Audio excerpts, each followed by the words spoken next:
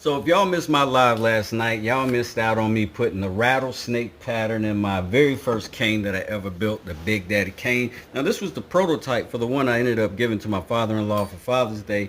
However, I didn't want this thing to go to waste. I wanted to make sure that I made something for my efforts. And I put a little bit more work into it than what most people will put into a pine cane, but I'm not most people, and mostly we're just trying to get some practice over here. And if this thing turns out nice, then shoot, we can take it and do something with it. And maybe you guys can learn how to do something with it too. And if you're a builder, then maybe you can build these, and you can see the whole process from the start to finish on my live. Here, I'm starting to get into the sander, and I went down, I think, from 80 grit all the way up to like 400 grit. And here's another little rig I built so that I could spin this thing and just hold it kind of like a handheld lathe while I went around with the sandpaper. It worked out pretty good. Once I cleaned it up and got all these openings free of dust, I had to sand it again because we want to make sure we're not just working sand into the holes in the actual wood. We want to make sure that we get the wood nice and clean and sand it all the way through.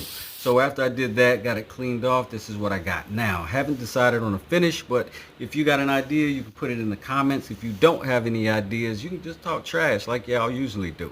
Anyway, I made this thing out of some cheap material with some cheap stuff, and we're gonna make something dope again and again and again with cheap stuff until we all are making dope stuff. Wes does it. Peace.